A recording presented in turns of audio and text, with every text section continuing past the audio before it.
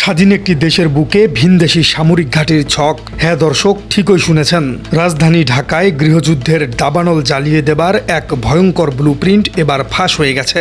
ভারতের south block এখন আর শুধু রাজনৈতিক ছক কষছে না, তারা সরাসরি একটি স্বাধীন রাষ্ট্রকে ভেতর থেকে ধ্বংস করার পুরোপুরি মিশনে নেমেছে। সম্প্রতি বাংলাদেশের একটি চৌকস বিশেষ গোয়েন্দা সংস্থার জালে ধরা পড়েছে দুই দুর্ধর্ষ ভারতের গুপ্তচর, অর্থাৎ তারা কাজ করছিল জাতীয় গোয়েন্দা সংস্থা রয়ের হয়ে।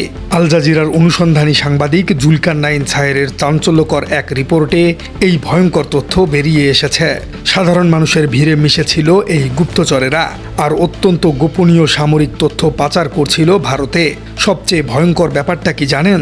এই গুপ্তচরদের সরাসরি যাতায়াত ছিল ভারতের অত্যন্ত সুরক্ষিত মাউন্টেন ডিভিশনের সদর দপ্তরে। কেন তারা সেখানে যেত? কেন হঠাৎ করেই দেশের গণমাধ্যম এবং সাংস্কৃতিক কেন্দ্রে চোরাগোপ্তা হামলা চালানো হচ্ছে? বিগত 15 বছরে সাজানো সাম্রাজ্য হারানোর পর ভারত কেন এতটা মরিয়া হয়ে উঠছে? চলুন দর্শক, আন্তর্জাতিক ভূরাজনীতির এই অন্ধকার জগতের আসল রহস্য আজ উন্মোচন করা যাক। গ্রেপ্তার হওয়া ওই দুই গুপ্তচরের সাংকেতিক নাম এমবি এবং এসবিএস। এরা কোনো সাধারণ সোর্স বা গুপ্তচর নয়। এরা দীর্ঘ সময় ধরে অত্যন্ত নিপুণ ছদ্মবেশে রাষ্ট্রের শিরা উপশিরায় বিচরণ করছিল। এদের কাজ শুধু সাধারণ রাজনৈতিক তথ্য সংগ্রহ করাই ছিল না, বরং এরা সরাসরি দেশের অত্যন্ত গুরুত্বপূর্ণ সামরিক এবং বেসামরিক স্থাপনার নিখুঁত ম্যাপিং করত, রাজনৈতিক দলগুলোর অভ্যন্তরীণ গোপন বৈঠক ট্র্যাক করত, এমনকি শীর্ষ পর্যায়ের ভিআইপিদের প্রতিটি পদক্ষেপের পুঙ্খানুপুঙ্খ তথ্য সংগ্রহ করত। এরপর সেসব তথ্য অত্যন্ত সতর্কতার সাথে ভারতের হ্যান্ডেলারদের কাছে পাচার করে দিত। গোয়েন্দা নজরদারির তথ্য বলছে, রাতের অন্ধকারে এরা নিঃশব্দে কাঁটাতার পার হতো। নির্দিষ্ট কিছু সীমান্ত পয়েন্ট দিয়ে এরা ভারতে প্রবেশ করত। এরপর বর্ডার সিকিউরিটি ফোর্সেস অর্থাৎ বিএসএফ বিশেষ প্রোটোকলে তাদের সরাসরি নিয়ে যাওয়া হতো মালদা শহরের স্টেশন হেডকোয়ার্টারে। সেখানে অন্তত 3 জন শীর্ষ রয়ের কর্মকর্তার উপস্থিতিতে তাদের ডিব্রিফিং করানো হতো। তবে আন্তর্জাতিক সমর বিশ্লেষকদের সবচেয়ে বেশি শিউরে ওঠার মতো বিষয়টি হলো এদের চূড়ান্ত গন্তব্য। ওই গুপ্তচরদের অবাধ যাতায়াত ছিল ভারতের জলপাইগুড়ির বিন্নাগুড়ি সেনানিবাসে। বিন্নাগুড়ি কোনো সাধারণ সেনানিবাস নয়, এটি সরাসরি ভারতীয় সেনাবাহিনীর 33 কর্পস বা ত্রিশক্তি কর্পসের অধীনস্থ। এখানে রয়েছে 20 মাউন্টেন পদাতিক ডিভিশনের সদর দপ্তর। একজন ভিনদেশি গুপ্তচর যখন সরাসরি অন্য কোনো দেশের মাউন্টেন ডিভিশনের সদর দপ্তরে যাতায়াত করে, তখন বিষয়টি আর সাধারণ থাকে না। এটি আর কেবল গোয়েন্দা নজরদারির পর্যায়ে পড়ে না। সামরিক পরিভাষায় এটি হলো সরাসরি একটি দেশের বিরুদ্ধে সম্ভাব্য সামরিক আগ্রাসন বা কন্টিনজেন্সি প্ল্যান। একটি স্বাধীন রাষ্ট্রের সার্বভৌমত্বের উপর এটি চরম আঘাত। গ্রেপ্তারের পর ওই দুই গুপ্তচরের কাছ থেকে ল্যাপটপ, হার্ড ড্রাইভ এবং পেন ড্রাইভ উদ্ধার করা হয়েছে।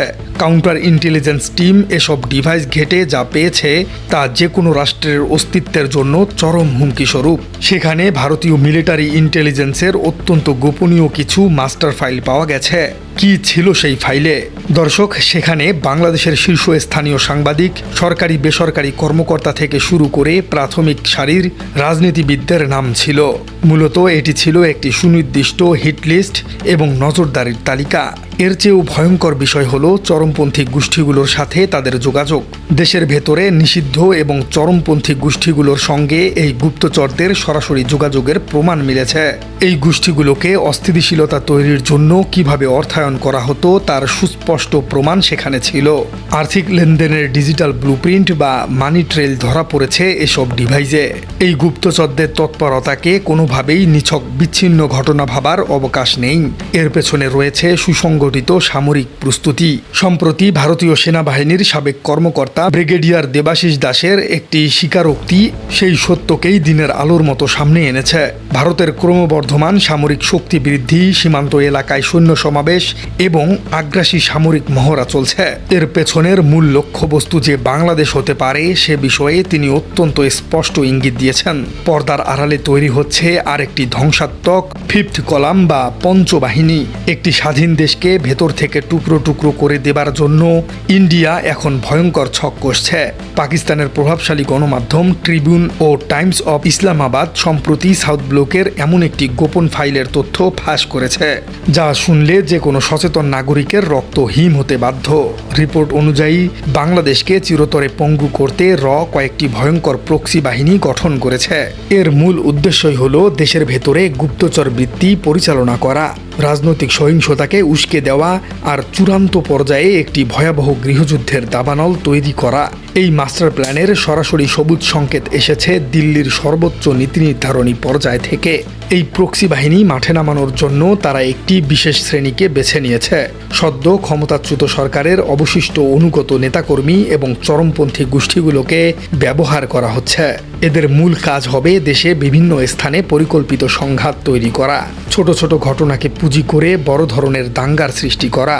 ভারত মূলত আন্তর্জাতিক সম্প্রদায়ের কাছে এটাই প্রমাণ করতে মরিয়া যে বাংলাদেশ একটি সম্পূর্ণ ব্যর্থ এবং অকার্যকর রাষ্ট্র। এই ভয়ঙ্কর নীল নকশা কেবল কাগজেই সীমাবদ্ধ নেই, রাস্তার বুকে এর বাস্তব প্রয়োগ ইতিমধ্যেই শুরু হয়ে গেছে।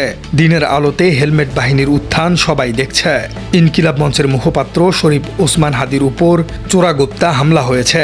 এগুলো কোনো ব্যক্তিগত আক্রোশের ঘটনা নয়, এটি ছিল দেশকে অস্থিতিশীল করার একটি বৃহত্তর ছকের ক্ষুদ্র অংশ।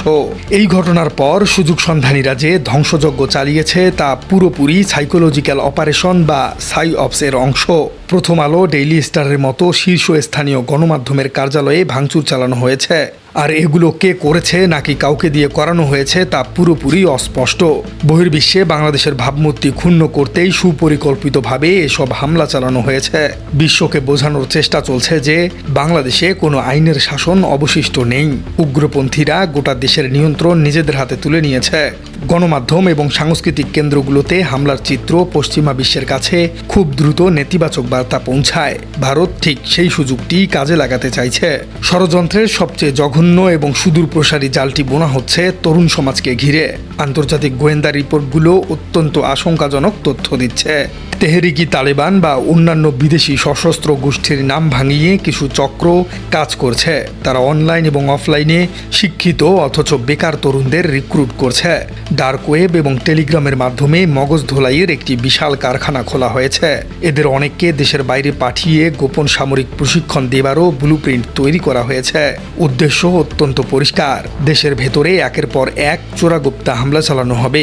বহির্বিশ্বে বাংলাদেশকে একটি আন্তর্জাতিক সন্ত্রাসী হাব হিসেবে প্রতিষ্ঠিত করা হবে। পাশ্চাত্য বিশ্ব যদি একবার বিশ্বাস করতে শুরু করে যে এই ভূখণ্ড উগ্রদের অভয়ারণ্যে পরিণত হয়েছে, তবে তারা নিজেরাই এই অঞ্চলে সরাসরি হস্তক্ষেপের সুযোগ বুঝবে। আর ঠিক সেই সুযোগটি কাজে লাগাতে চায় ভারত। তারা আন্তর্জাতিক সম্প্রদায়ের কাছে নিজেদের এই অঞ্চলের ত্রাণকর্তা হিসেবে উপস্থাপন করতে চাইছে। দর্শক, এখন প্রশ্ন জাগতেই পারে, হঠাৎ করে কেন এমন বেপরোয়া হয়ে উঠল নয়াদিল্লি? উত্তরটা লুকিয়ে আছে বিগত 15 বছরের ক্ষমতার সমীকরণে। একটি নির্দিষ্ট গোষ্ঠীকে ক্ষমতায় টিকিয়ে রেখে পুরো দেশকে নিজেদের পৈতৃক সম্পত্তি বানিয়ে রেখেছিল ইন্ডিয়া। অর্থনীতি, রাজনীতি থেকে শুরু করে রাষ্ট্রযন্ত্রের প্রতিটি স্তরে ছিল তাদের অদৃশ্য নিয়ন্ত্রণ। ভূরাজনীতির এই পট পরিবর্তনের প্রেক্ষাপটে বাংলাদেশের মাটি আর আগের মতো নেই। সাধারণ মানুষ এখন নিজেদের অধিকার, স্বাধীনতা এবং ভিনদেশি চক্রান্ত সম্পর্কে সম্পূর্ণ সচেতন। ভারতের এই ভয়ঙ্কর তৎপরতা এবং নগ্ন আগ্রাসন রুখতে সমগ্র জাতিকে এক কাতারে দাঁড়াতে হবে।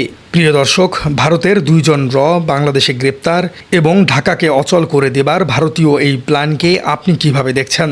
কমেন্টে জানিয়ে দিন আপনার গুরুত্বপূর্ণ মতামত। আর আমাদের চ্যানেলে নতুন হয়ে থাকলে চ্যানেলটি সাবস্ক্রাইব করে বেল আইকনটি বাজিয়ে দিন। দেখা হচ্ছে পরবর্তী কোনো ভিডিওতে।